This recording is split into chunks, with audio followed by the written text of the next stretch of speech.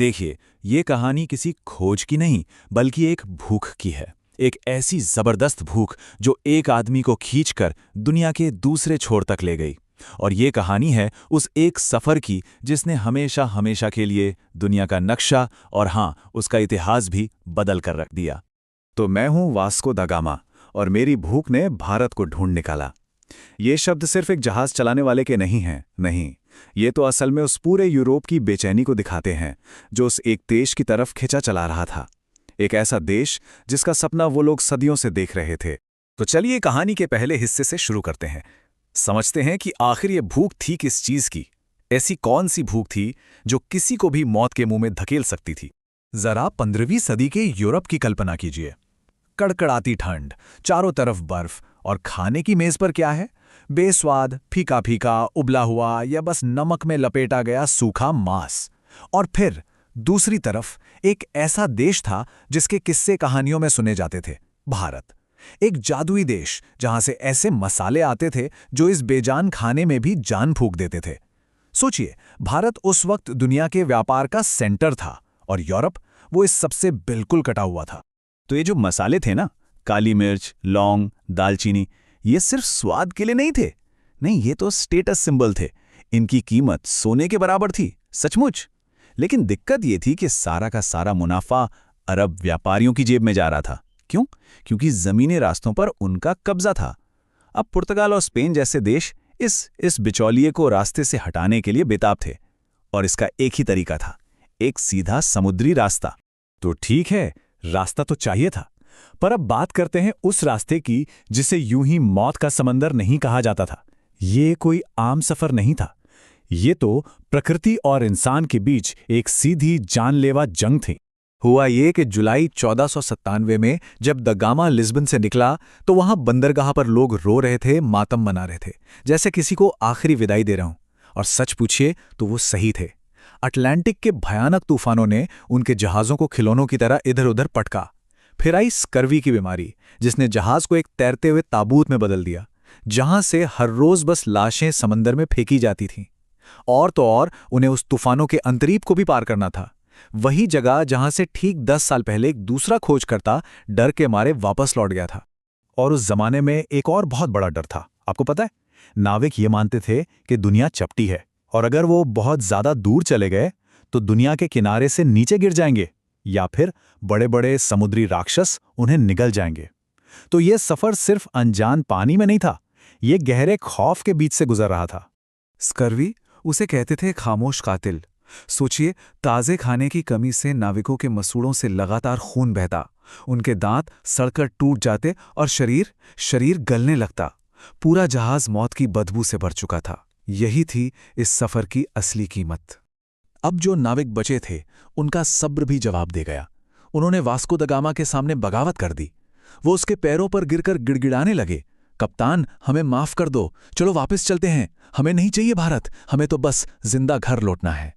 लेकिन Vasco the gamma, उसकी रगों में तो जुनून और पागलपन दौड़ रहा था। उसने इस बगावत का जवाब एक ऐसे काम से दिया जिसे सुनकर किसी की भी रूह कांप जाए। उसने क्या किया? दिशा बताने वाले सारे के सारे उपकरण उठाए और एक एक करके उन्हें समंदर में फेंक दिया। मतलब वापसी के सारे रास्ते अब बंद हो चुके थे।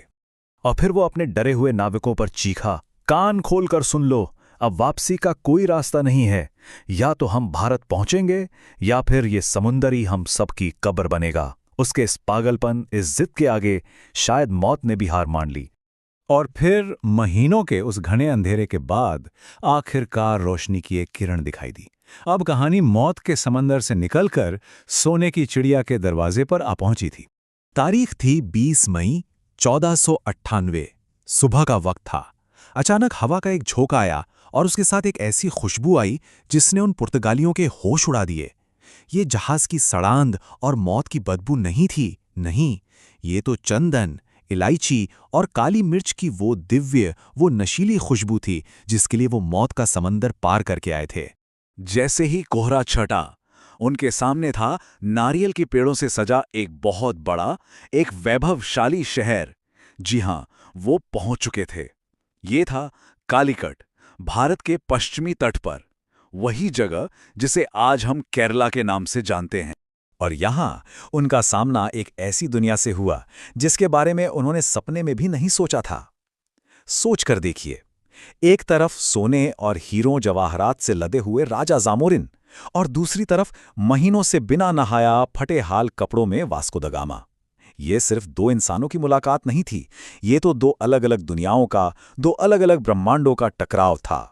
और वास्को दा गामा ने राजा को जो तोहफे दिए वो तो और भी मजेदार किस्सा है। क्या लाया था वो? कुछ ऊनी टोपियां, पीतल के कुछ बर्तन और शहद की बोतलें। कहते हैं कि ये देखकर जामोरिन के दरबारी अपनी हंसी नहीं रोक पाए। उन्होंने मजाक उड़ाया कि भाई हमारे यहाँ तो नौकर चाकर भी इससे महंगी चीजें पहनते हैं। मतलब साफ था, यूरोप को भारत की अमीरी का दूर दूर तक कोई अंदाजा ही नहीं था। चलिए अब कहानी के आखिरी और सबसे सबसे स्याह हिस्से की तरफ बढ़ते हैं, वो हिस्सा जहां एक कामयाब समुद्री यात्रा ने एक ऐसे आफत के पिटारे को खोल दिया जिसने आने वाले वक्त में सब कुछ बदल कर रख दिया। तो जब द गामा मसालों से लदे जहाज लेकर वापस पुर्तगाल लौटा तो वो कोई मामूली नाविक नहीं रह गया था, वो एक हीरो बन चुका था। और मुनाफा, यकीन मानिए सारा खर्च निकालने के बाद भी मुनाफा था 60 गुना, 60x। ये कोई छोटी मोटी रकम नहीं थी, ये इतनी बड़ी रकम थी जो पूरे यूरोप की किस्मत बदल सकती थी। और बस ये खबर यूरोप में जंगल की आग की तरह फैल गई। स्पेन, फ्रांस, हॉलैंड, ब्रिटेन, हर बड़े देश की नज़रें अब भारत पर गड़ चुकी थी। एक नई गोल्ड रश शुरू हो गई थी। फर्क सिर्फ इतना था कि इस बार सोना जमीन के नीचे नहीं, मसालों के अंदर छिपा था। और फिर तो जैसे दरवाजे टूट ही गए। पहले पुर्तगाली अपनी तोपें लेकर आए किले बनाने, उनके पीछे पीछे डच आ गए अपना हिस्सा मांगने, फिर फ्रांसीसी भी अपनी नौसेना के साथ आ धमके, और आखिर में आए सबसे चालाक खिलाड़ी अंग्रेज। व्यापारी बनकर आए थे और शासक बनकर बैठ गए। भारत का वो शांत तट जो कभी रेशम, मसालों और संस्कृति के लेन देन का एक खूबसूरत केंद्र हुआ करता था, अब वो बारूद की गंध, तोपों की गूंज और गंदी सियासत का अखाड़ा बन चुका था। व्यापार के नाम पर अब लूट का एक नया भयानक दौर शुरू हो गया था। असल में वास्को द गामा ने जो दरवाज़ा खोला था वो सिर्फ व्यापार का दरवाज़ा नहीं था, वो दरवाज़ा था लालच का, क्रूरता का और साम्राज्यवाद का। एक ऐसा दरवाज़ा जिसके खुलते ही भारत सदियों की गुलामी के अंधेरे में धकेलता चला गया। और यहीं पे आकर ये पूरी कहानी हमें एक बहुत बड़े सवाल के सामने लाके खड़ा कर देती है। सवाल ये है कि क्या कोई ऐसा देश जो हजारों सालों से दुनिया की सभ्यता का केंद्र रहा हो, उसे सच में खोजा जा सकता है?